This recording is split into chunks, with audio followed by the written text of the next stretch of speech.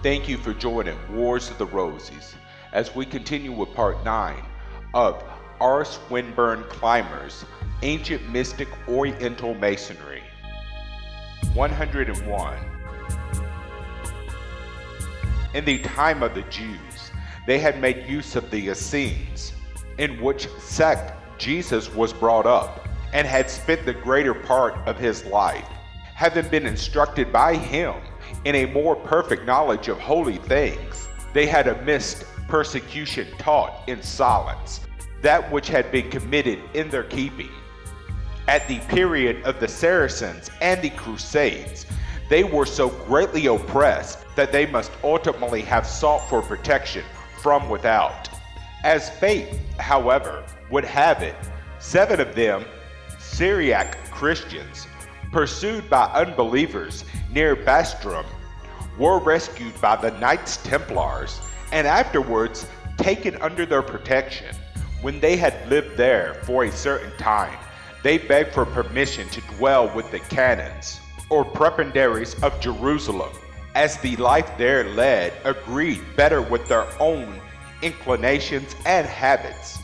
This was accorded them, and Andreas Monteberensis effected a union of these Syrians with the canons, to whom, out of gratitude, they imparted all their science, and so completely did they make the priests of the order the depositories of their secrets, that they had kept them and handed them over to others under certain conditions. 102. Thus, this secret knowledge, which was continually being added to, lived on in the very heart of the order of the Knights Templar till its abolition. Among these Templars were many Rosicrucians who handed the secret knowledge down from initiate to initiate, and as the Rosicrucian fraternity has never been abolished from any country for very good reasons, the secret science has never been disconnected, as it were, has been the case with every other order. 103. The clergy were dispersed with the persecution that ensued, but as the secular arm did not touch them as it did the knights, they managed to rescue many of their secret writings, and the knights sought refuge in Scotland. They founded a chapter at Aberdeen, the first prior of which was Petrus de Banania. The science was disseminated from this place, but very cautiously, first to Italy, then to the extreme north, Sweden and Russia, and France. In Italy, Abbot Servine had been the guardian of the true science. 104. Although it was acknowledged by every unbiased reader that Freemasonry has a wonderful resemblance to the Eleusinian and Dionysian mysteries, the fraternity of Ionian architects, and the Essenian and Pythagorean associations, yet some may be disposed to question the identity of these institutions, because they had different names, and because some usages were observed by one which were neglected by another. 105. But these circumstances of dissimilarity arose from those necessary changes which are superinduced upon every institution by a spirit of innovation, by the caprice of individuals, and by the various revolutions in civilized society. Every alteration or improvement in philosophical systems or ceremonial institutions generally produce a corresponding variation in their name, deduced from the nature of the improvement or from the name of the innovator. 106.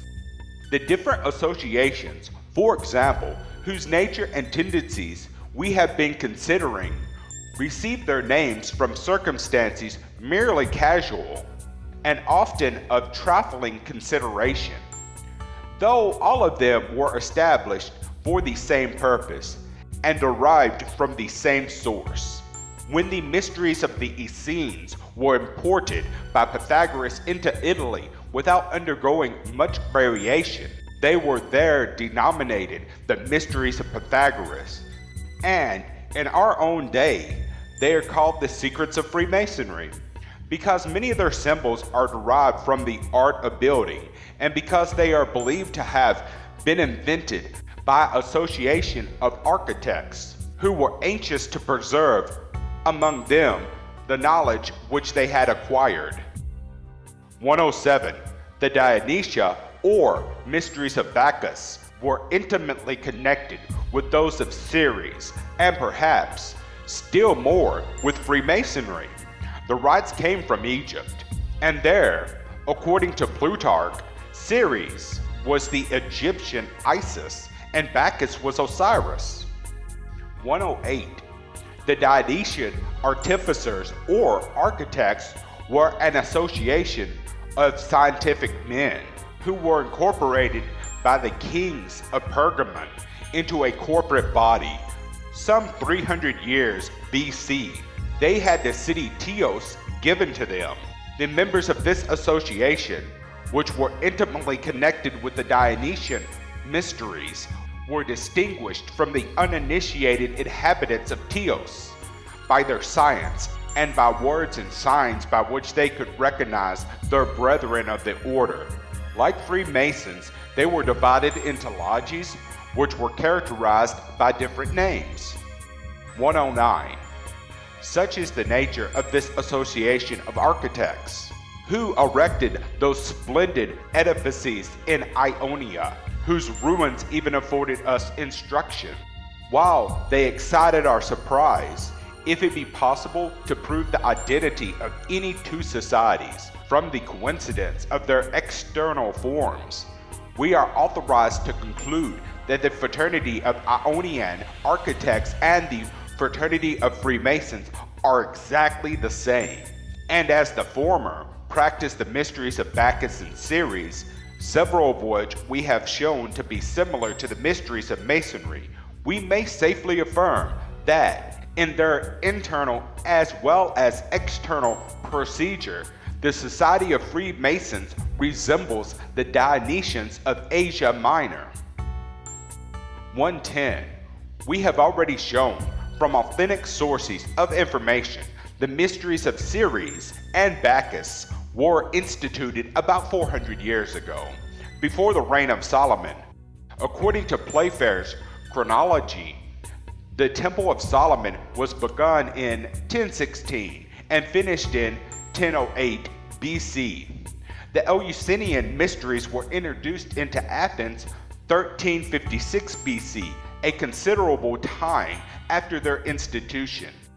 And there are strong reasons for believing that even the association of the Dionysian architects existed before the building of the temple. 111. It was not, indeed, till about 300 years before the birth of Christ that they were incorporated at Teos under the kings of Pergamon, but it is universally allowed that they arose long before their settlement in Ionia, and, what is more, to our present purpose, that they existed in the very land of Judea. 112. The difference in the ceremonial observations of these institutions may be accounted for nearly up on the same principles. For the ignorance or superior sagacity of those who presided over the ancient fraternities, some ceremonies would be insisted upon more than others. Some of less moment would be exalted into consequence, while others of greater importance would be depressed into obscurity. In process of time, therefore, some trifling changes would be effected upon these ceremonies, some rites abolished, and some introduced. The chief difference, however, between the ancient and modern mysteries is in those points which concern religion, but this arises from the greater changes which have been produced in religious knowledge. 113. It cannot be supposed that the rites of the Egyptian, Jewish, and Grecian religion should be observed by those who profess only the religion of Christ, or that we should pour out libations to Ceres and Bacchus, who acknowledge no heavenly superior, but the true and the living God. Thank you for watching. Please don't forget to share, like, subscribe, and comment. And if you can, please consider donating to Wars of the Roses. We are in much needed your help. Links to PayPal and Patreon are in the description. Thank you very much.